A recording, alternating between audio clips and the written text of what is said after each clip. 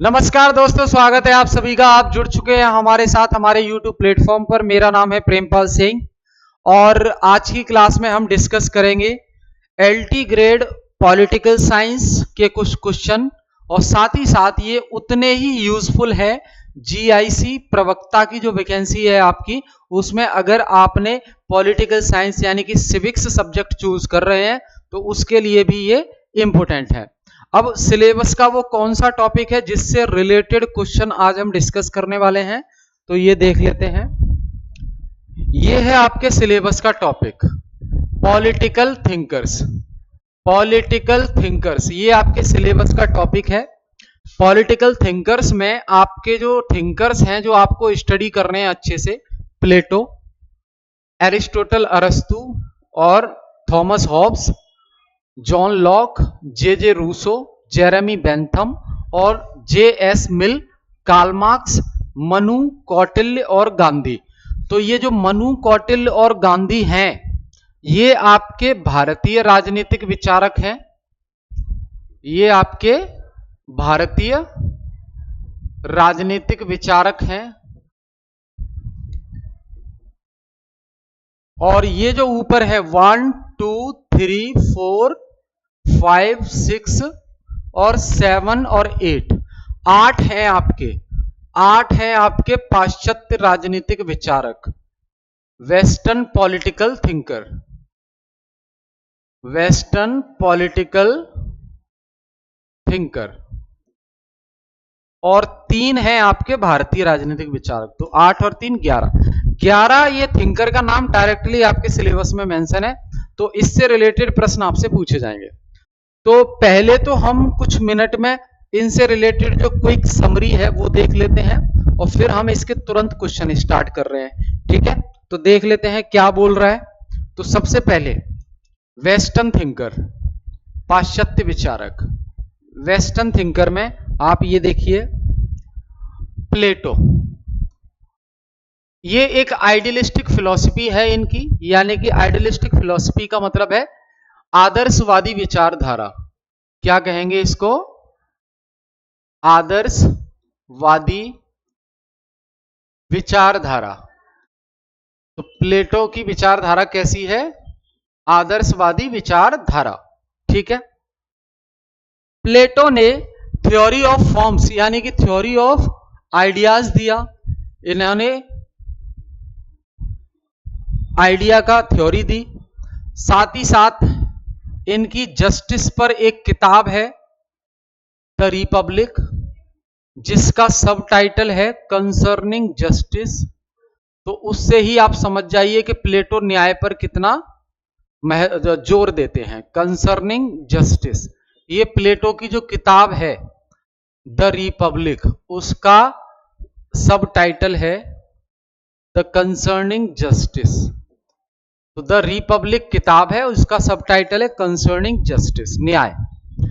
प्लेटो ने एक थ्योरी दी है फिलोसोफर किंग की, यानी कि दार्शनिक राजा का सिद्धांत। ये थ्योरी आपको अच्छे से पता होनी चाहिए, क्लास में हम पढ़ रहे हैं दार्शनिक राजा का सिद्धांत।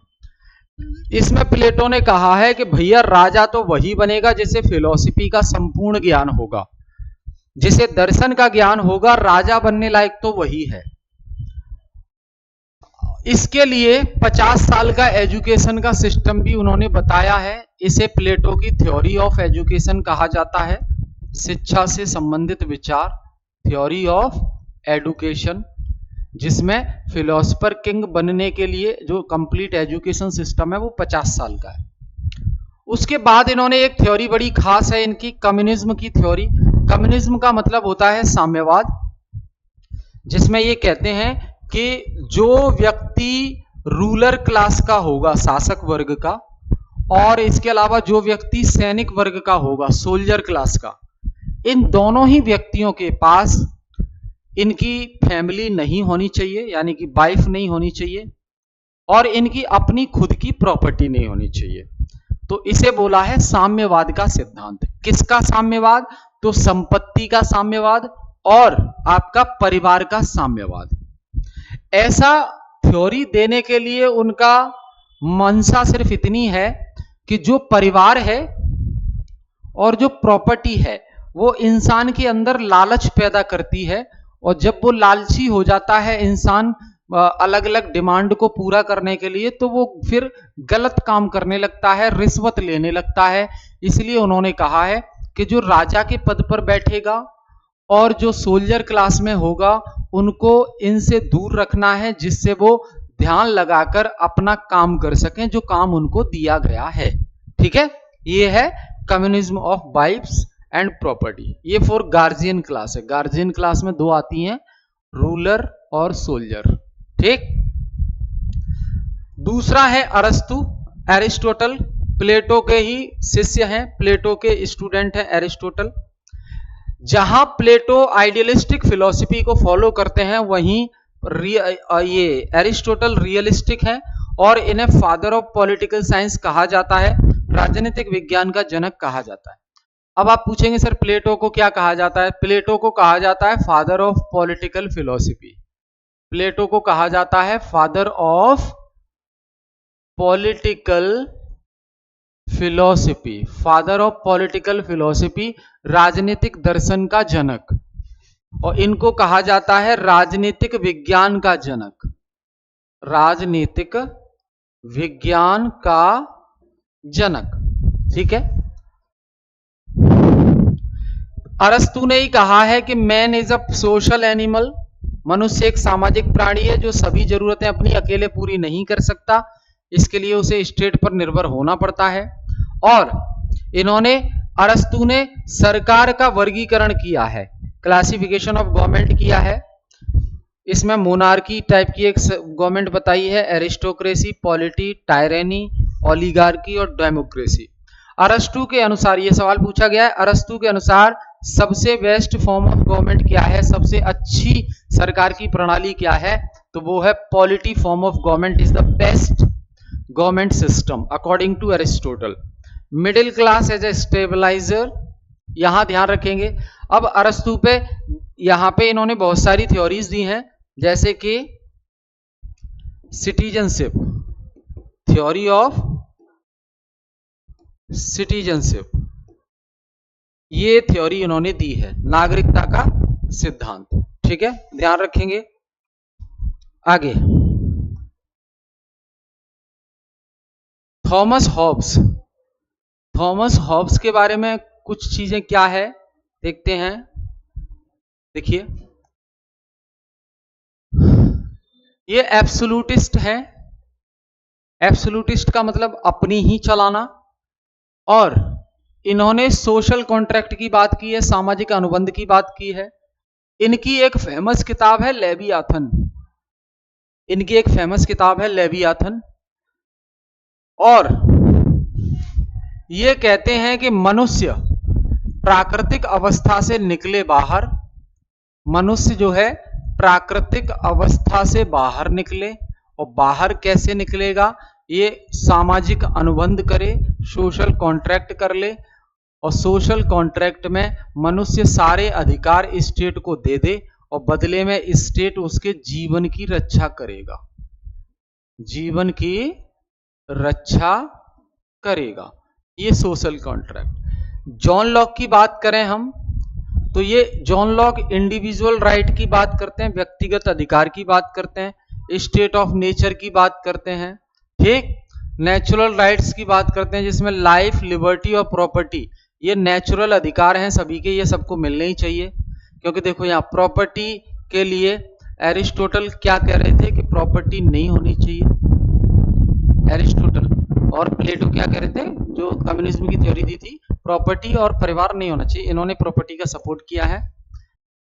जॉन लॉक ने लिमिटेड गवर्नमेंट को सपोर्ट किया है। लिमिटेड का मतलब है सीमित सरकार, सीमित सरकार का मतलब है कि सारी शक्तियां किसी एक के पास ही ना हो, बटी हो, तो सीमित सरकार की बात करते हैं ये। इन्हें लिबरलिज्म का फादर भी कहा जाता है। ठीक है, आगे जे रूसो, जीन जैक्विस रूसो, जे रूसो, इनका एक स्टेटमेंट है कि मनुष्य स्वतंत्र पैदा होता है लेकिन वो समाज में जंजीरों में जकड़ जाता है। मनुष्य पैदा तो स्वतंत्र होता है लेकिन वो बाद में समाज में जंजीरों में जकड़ जाता है, ये इनका कहना है। अब इनकी एक फेमस थ्योरी है जनरल विल की, सामान्य इच्छा, और डायरेक्ट डेमोक्रेसी का ये सपोर्ट करते हैं, यानी कि सरकार में डायरेक्ट जनता पार्टिसिपेट करे। और फ्रेंच रेवोल्यूशन पर इनका प्रभाव पड़ा, ये ध्यान रखना है। जेरेमी बेंथम ये यूटिलिटेरियनिज्म के कॉन्सेप्ट को बढ़ावा देते हैं, यानी कि उपयोगितावाद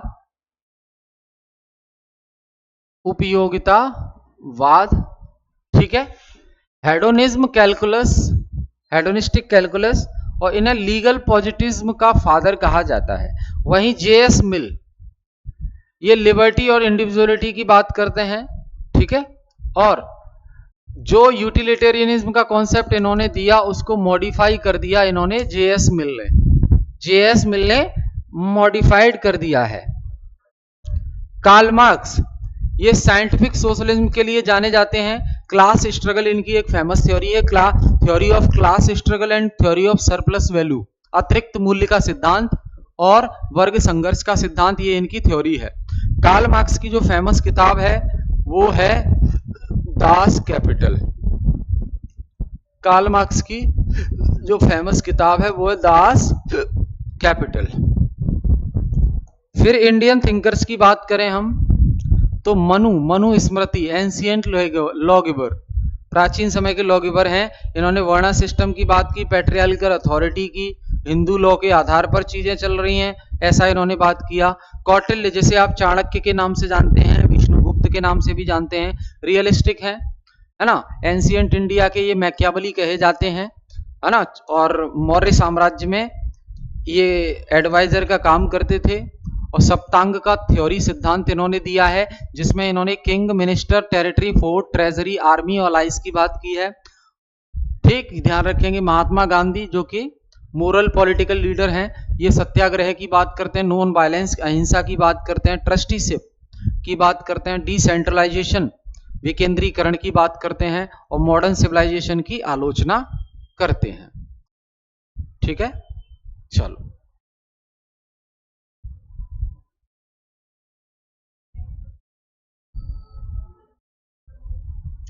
क्वेश्चन देखिए आप। Plato's concept of justice in the Republic इनकी किताब है।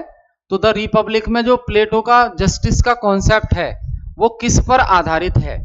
जस्टिस का कॉन्सेप्ट किस पर आधारित है? क्या समानता पर आधारित है? नहीं। क्या कार्यों के विभाजन पर आधारित है? बिल्कुल सही बात। इन्होंने कहा कार्यों का विभाजन कैसे कि जो शासक वर्ग है वो शासन करने का काम करे, जो आपका सैनिक वर्ग है वो रक्षा करने का काम करे देश की, और तीसरा जो है वो है मजदूर वर्ग या व्यापारी वर्ग, वो व्यापार करने का काम करे। तीनों ही अगर अपना अपना काम ईमानदारी से करते हैं तो यही न्याय है। तो स्पेशलाइजेशन ऑफ फंक्शंस, ये इस पर आधारित है प्लेटो का न्याय। क्लियर, ध्यान रखेंगे। देखो लिखा है यहाँ पे, प्लेटो ने जस्टिस को डिफाइन किया है हर एक क्लास के लिए, चाहे वो रूलर क्लास हो, सोल्जर क्लास हो या प्रोड्यूसर क्लास हो।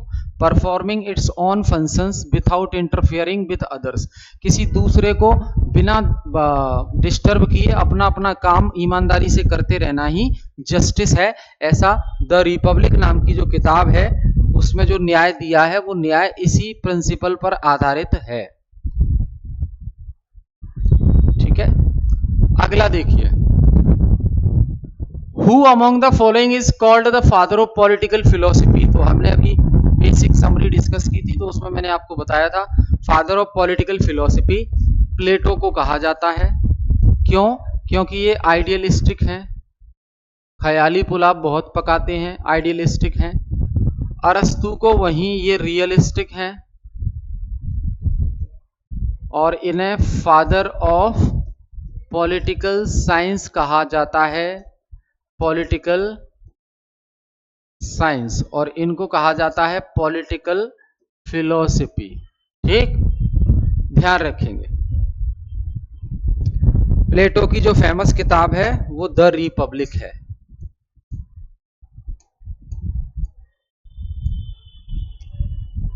आगे देखिए,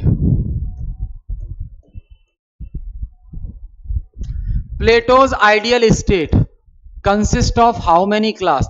प्लेटो जिस प्रकार का आदर्शवादी राज्य बनाना चाहते थे, अब किसको आदर्शवादी राज्य बनाना चाहते थे? एथेंस को। किसको? एथेंस। अब दो राज्य हुआ करते थे उस समय एथेंस, दो बड़े बड़े सिटी स्टेट नगर राज्य, एथेंस और स्पार्टा। अब एथेंस क्या है, हार जाता है स्पार्टा से, तो इसकी जो ग्लोरी है, इज्जत है, वो चली गई। इसको दोबारा से रिस्टोर करना चाहते हैं और दोबारा से एक आइडियलिस्टिक स्टेट बनाना चाहते हैं, आदर्शवादी राज्य बनाना चाहते हैं। तो वो पूछ रहा है कि प्लेटो के आदर्शवादी राज्य में कितने वर्ग होंगे? 2 3 4, तो 3 होंगे। कितने होंगे? 3। अब वो हम डिस्कस कर चुके हैं, जैसे कि रूलर शासक वर्ग, सोल्जर सैनिक वर्ग और प्रोड्यूसर यानी कि मजदूर वर्ग। तीनों अपना अपना काम अलग अलग करेंगे। समझ गए? आगे देखिए,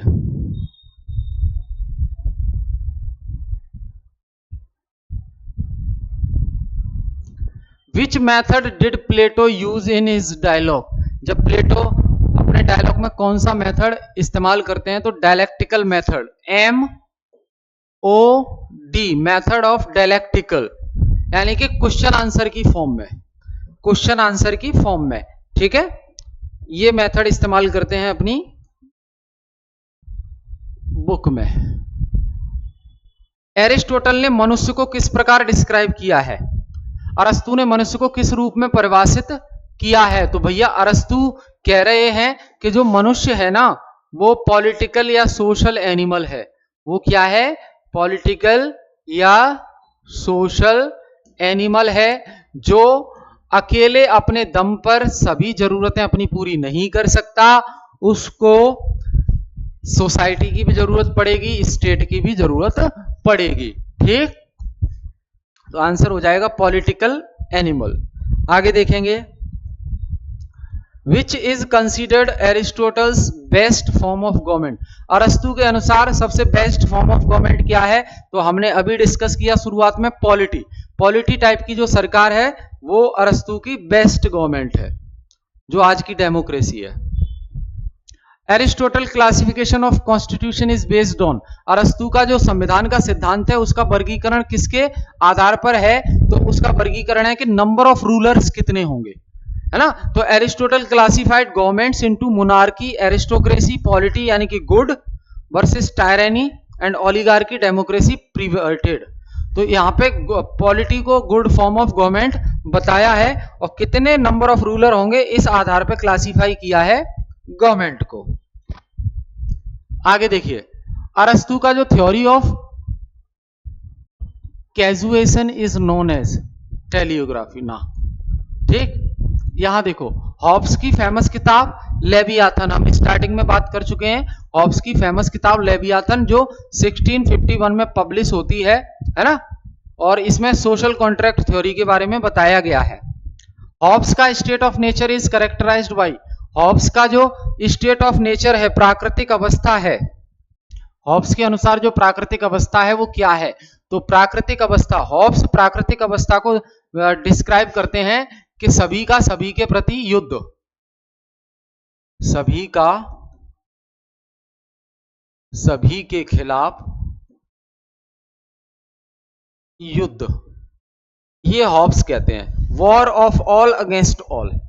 तो भैया स्टेट ऑफ नेचर में क्या है? प्राकृतिक अवस्था क्या है? जंगल राज, जहां पे ना कोई कानून है, ना कोई न्याय है, कुछ नहीं है। जो जितना ताकतवर वो दूसरे को परेशान करेगा, मारेगा। तो जिसकी लाठी उसकी भैंस, माइट इज राइट, यही जंगल का कानून है। समझ गए? तो उसे बोलते हैं स्टेट ऑफ नेचर। अब भैया अगर आपको अपनी जान बचानी है तो फिर आप सोशल कॉन्ट्रैक्ट कर लो और अपने अधिकार स्टेट को दे दो, स्टेट बदले में आपकी जीवन की सुरक्षा करेगा, ये गारंटी है। ठीक है,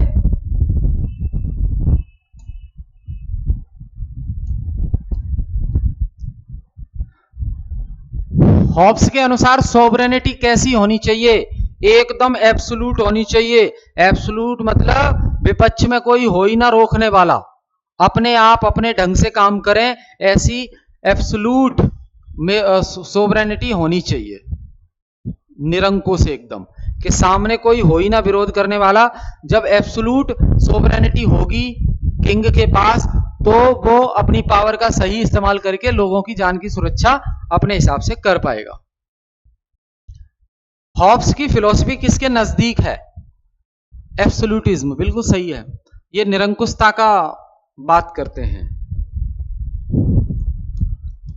John Locke is considered the father of, John Locke को किसका फादर कहा जाता है? लिबरलिज्म का कहा जाता है, हमने देखा था अभी स्टार्टिंग में।